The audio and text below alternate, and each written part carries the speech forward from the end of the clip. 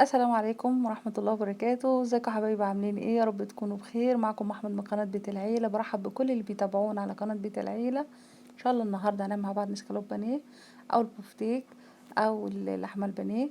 هنعملها بطريقة سهلة جدا جدا وبكل تكاتها، وازاي نخلي الكفر بتاعنا زي ما هو، وكمان اللحمة تكون مستوية وجميلة.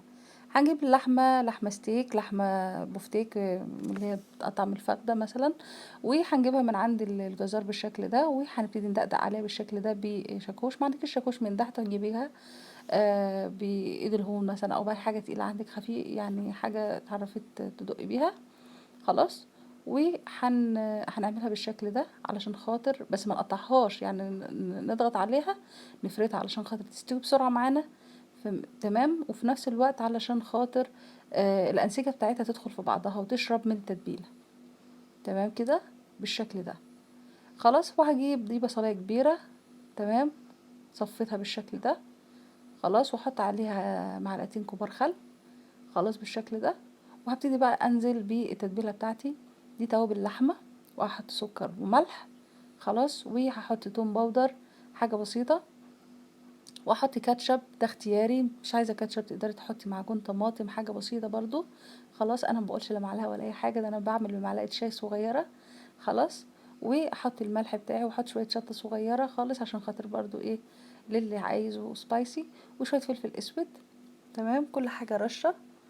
خلاص. يبقى توابل لحمه وفلفل وملح وشطه وسكر الكاتشب. خلاص. وطبعا ميه البصل وتوم باودر رشه برضو صغيره، وهقلب كله على بعضه. خلاص. مش بحط البصل، بحط ميه البصل، وهبتدي انزل بالبفتيك كده فيه. خلاص. طبعا خطوة اللي انا عملت فيها اللحمة بشاكوش هتخلي اللحمة تشرب بسرعة، الأنسجة بتاعتها تشرب كل المية دي. خلاص. وتحطيها بقى يا سلام بقى قبلها من بالليل، او قبلها ب3 4 ساعات. خلاص. وبعدين هطلعها بقى واكون مجهزة دقيق على نشا على دقيق، وعليها ملح وفلفل. خلاص. دقيق ونشا واللي هو البقسماط وملح وفلفل بس. وهنا بيضتين عليهم شوية لبن وشوية فلفل. خلاص. دول حاجتين اللي انا هحتاجهم في الكفر بتاع البفتيك. اول حاجة هطلع البفتيك كده انزله في الدقيق والبقسماط والنشا. تمام.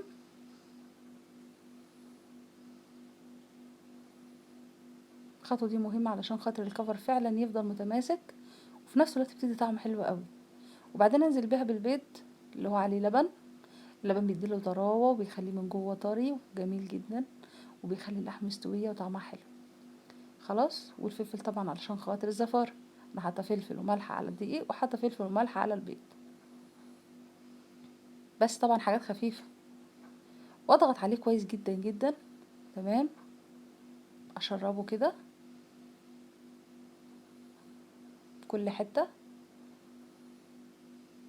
طبعا الوصفة دي حلوة قوي للموظفين، حلوة قوي للمستعجلين، حلوة قوي في رمضان، في اي وقت تقدري تعملي الكمية دي، تكوني جايباها من عند الجزار وتكوني عاملاها وتشيليها في الفريزر وتطلعيها وقت الاكل.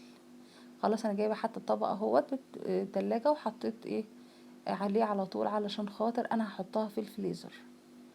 تمام. القطعة التانية اهيت برضو حطيتها، بحطها الاول في الخلطة اللي هي الدقيق والنشا والبقسماط، وبعدين بحطها في البيض، وارجع تاني احطها في الدقيق والبقسماط والنشا، واضغط عليها كويس. وبين كل طبقة وطبقة احط كيس، علشان خاطر زي كأني بعمل برجر. زي ما عملنا في البرجر كده بنحط كيس بين الطبقات. هو مش هيلزق، بس ايه يكون افضل. زي ما انتم شايفين بالشكل ده. سهل جدا مفيهوش اي حاجه. التكات دي مهمه جدا، هي حاجات بسيطه جدا بس هي دي مهمه جدا في حكايه البفتيك، علشان خاطر فعلا فعلا تاكلي بفتيك حلو وما يتعبكيش، ويكون مستوي، ويكون الكفر بتاعه هايل. خلاص كده خلصنا اهو. هحطه بقى في الفريزر، وبعد كده هطلعه بقى من الفريزر على طول على الزيت. يبقى انا اقدر اعمل اي كميه انا عايزاها، احطها تحت طلبي في الفريزر واطلعه وقت اللزوم.